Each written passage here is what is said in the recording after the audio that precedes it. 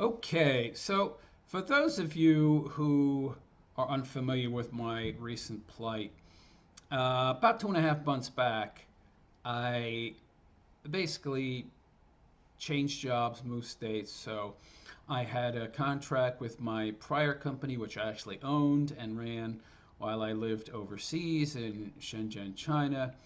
The guy I sold it to, who was my business partner in name only. If you want to own a business overseas, you have to have a Chinese business partner. Anyway, beside the point. Um, Part of the arrangement was that he had first option to buy the business if he wanted to. He did. It was very profitable at the time. So I sold it to him.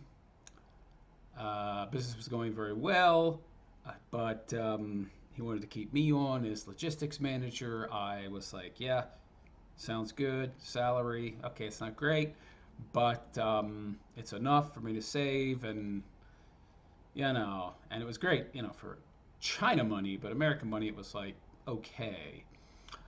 But I said, all right, it's a job I know, it's a job I'm good at, it's a job I can do remotely, and it's like 1/10 of the amount of work and responsibility I had before as the owner of the company, where I was doing pretty much everything. So I said, yeah, sure, let's do it. But the contract expired. And of course, the economy in China is crap right now, and that's quite on purpose, but that's a whole nother video. So he opted not to continue employing me, so I had to find a new job essentially. And that was very recent. And I started looking in my area where I lived in Phoenix. I couldn't find anything. The job market is oversaturated, and people who are experts in operations and logistics, like myself, that are my age, who have the amount of experience that I do, well, employers don't want to hire us because we cost more, or they're afraid we'll cost more. Now, I would have agreed to take a position at a much lower wage than they would have probably thought. But at the same time, even when I said, okay, hey, I'll work for this, I'll work for less, they don't think you're going to stick around for very long. They call it being overqualified. So if you take a job at a wage that is below what they believe your market value is, they don't think you're going to stick around very long. Like you're just taking the position essentially until you find something better. So they would prefer hiring a young college kid out of university who has no ties, has no experience, and is beholden to them. And so he doesn't have many options like someone like myself does. Or like they think someone like myself does, but in reality, I don't actually have that many options. Not at my age. And actually, my experience works against me in a lot of ways.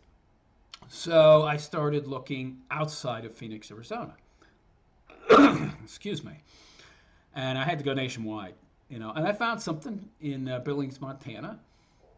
So I planned my move, and you know, I sold stuff that was too big to take, or I knew I wouldn't need, just to add to what money I'd already saved. And I'd saved quite a bit, like close to 16 grand. And I always had savings, right? So I was always very frugal and conscientious. I guess the word responsible. But anyway, good with money, I suppose. So it wasn't a real issue. And you're a single guy, you can do that. It's not a lot, I understand. But I wasn't doing a lot of work either when you compare it to what I was doing when I lived overseas. And I didn't want to. I spent the past, at that point, when I came back to the USA 5 years ago, jeez, oh my goodness, how long? 30, so 40 years. I mean, just 40 years working your ass off. Uh, and the 18, Jesus, I mean, the 14 years I spent in China, I was working 60 to 80 hour weeks. So, I mean, I just, like, no more, no more. I need to, I want to take it easier. I don't want to do nearly as much. And I've got the freedom now, I can do that. And so, but still had a decent amount of savings, enough easily to make the move and be comfortable.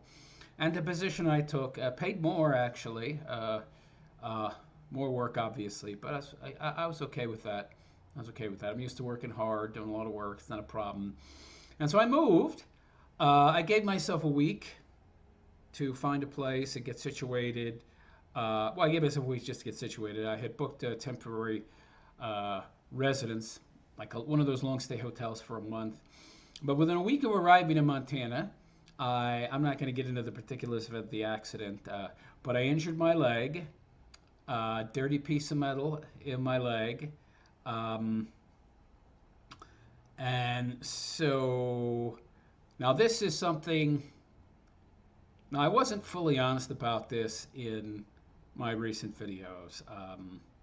I said that I was very embarrassed, honestly, that this was something I tried to treat myself. Well, I'll get to that.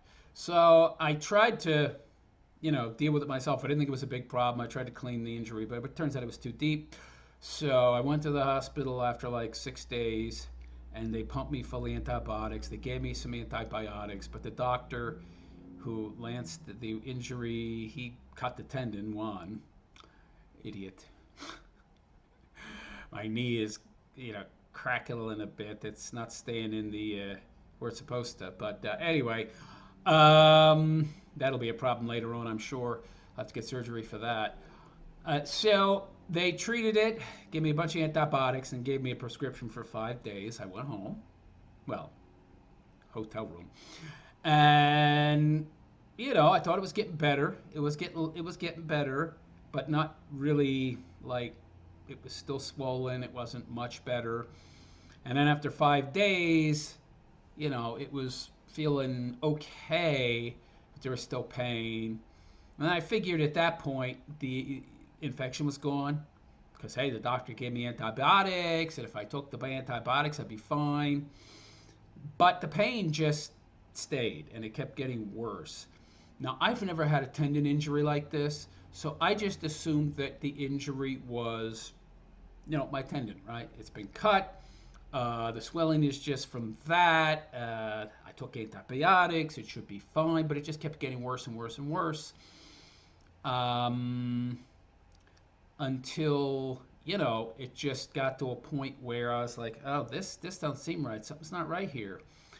Maybe it's not healing. And I noticed I was looking closely at the injury, and the wound itself seemed all stretched out, and there was just seemed like there was a thin layer of flesh at the top, but the injury beneath that top layer of skin that it healed over was just all stretched out, and there was a different color underneath the surface than the skin.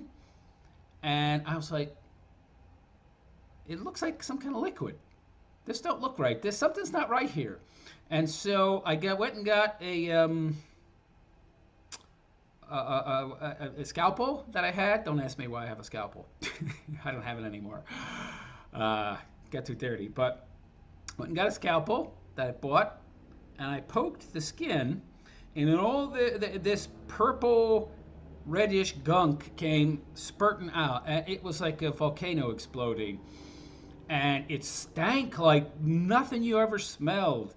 And I was like, whoa, man, what is this disgusting? It smelled like shit. It smelled like excrement. It was like the worst stink I've ever smelled. It was unbelievable. It was just all over the floor, all over my leg, pouring out. I was like, oh, no. So this is where I wasn't totally honest in some of my recent videos, because I'm embarrassed. Because what I did, this is the only thing I wasn't totally honest about. I said I thought that it was a problem with my tendon right up to the point I ended up in the hospital. That's not true. It was at this point I knew it wasn't the tendon, and this is my fault. But I kept going to work. I was like, okay, I can treat this myself. I'll just squeeze it and drain it and lance it myself daily. I'll apply alcohol, antiseptic ointment, covered up, and whenever I get a chance, I'll just drain it. So for like 4 or 5 days, I tried treating it myself. It wasn't really working. But I mean, it was and it wasn't. No. Okay, I'm coping. It wasn't working. And I had resigned myself after, I think it was the fifth day. I think it was the fifth day. Yeah, it was the fifth day.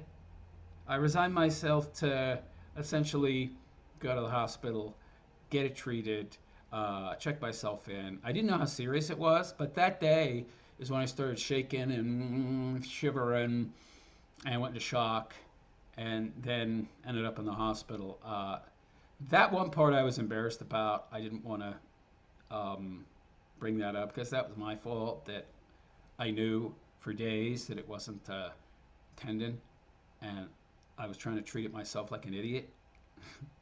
This is again where you can take stoicism too far, and it can lead you to ignore problems and think you can deal with them yourself, and you can't. So I ended up in the hospital for about a month. Huge bill, 105 grand.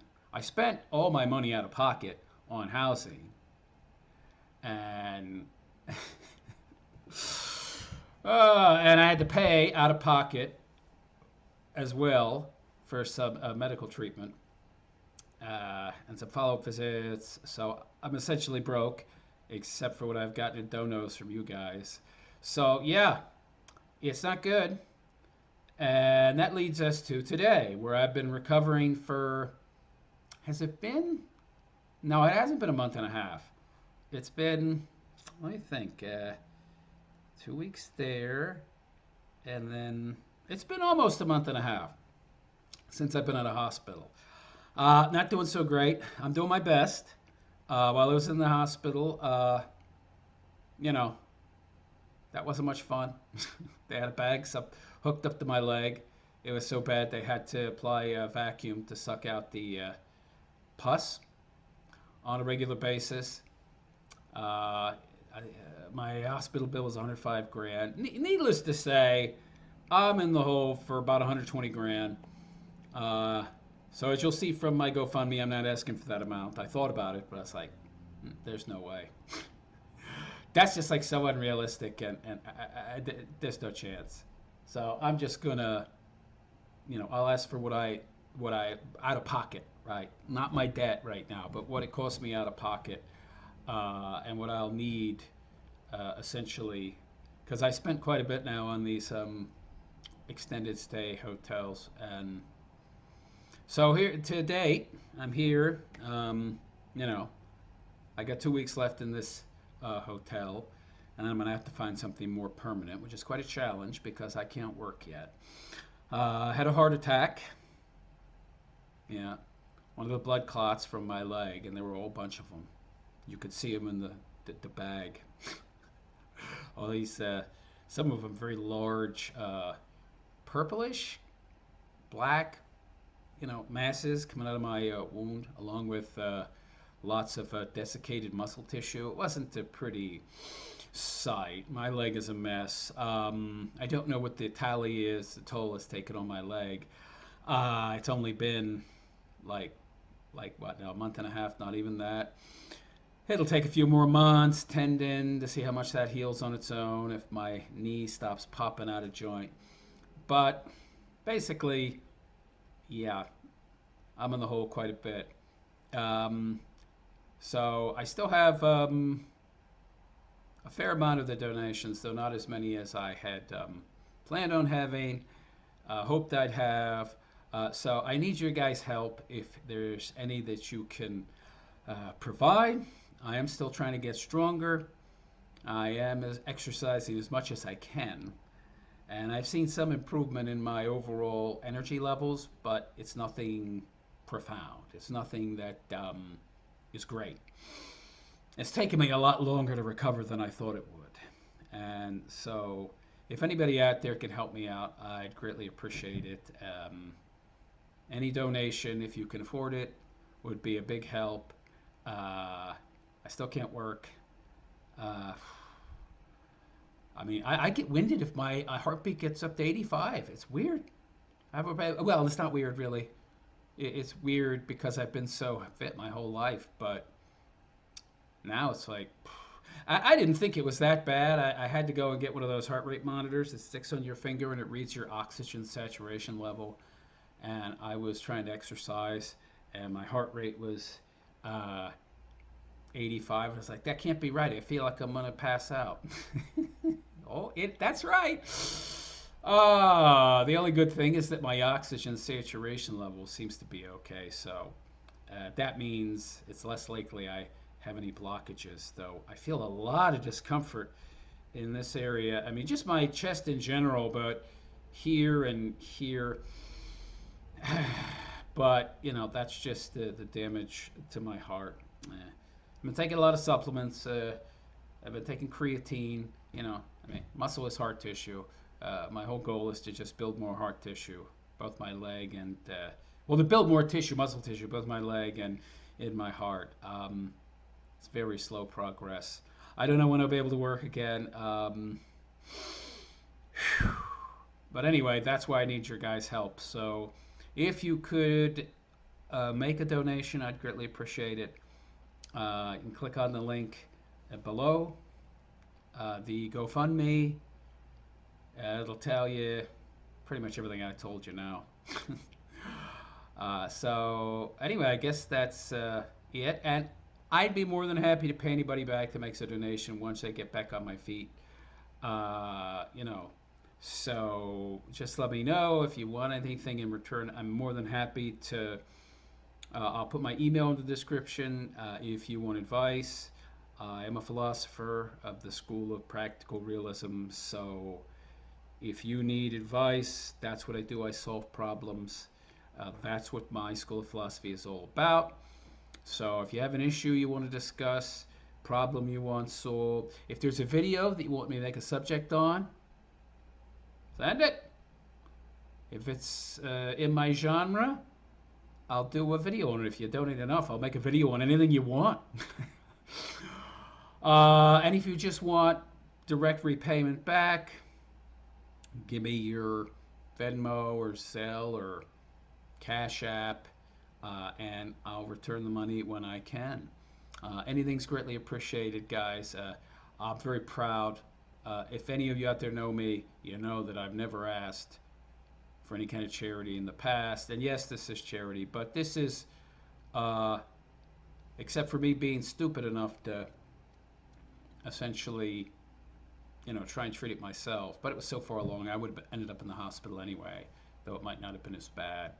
But besides that, and I don't want to bring up the insurance, which I let lapse because I thought I had plenty of time. It wasn't that long ago that my position changed. I had insurance that I was maintaining myself. I let it lapse. I was going to reinitiate it, but I guess that's my fault. But the injury was an accident.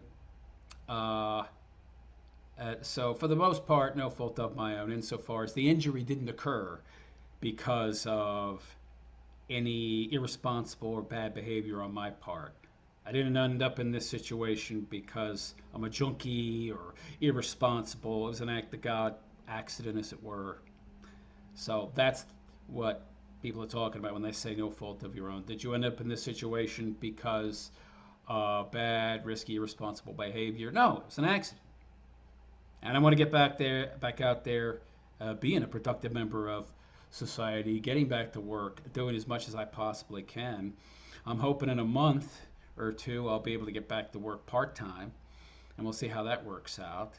But at the moment I'm benched, and so I need your guys' help if you can give it. So please consider making a donation. Again, the GoFundMe is in the description, as is my Cash App and my email. If you want some kind of quid pro quo, there's a lot I can do for you, a lot of help I can offer. Or if you just want straight up repayment, that is not a problem as well. Anyhow, guys, thanks for your time and consideration. I am the Realist Philosopher, and I wish you all a good and pleasant day. Take care.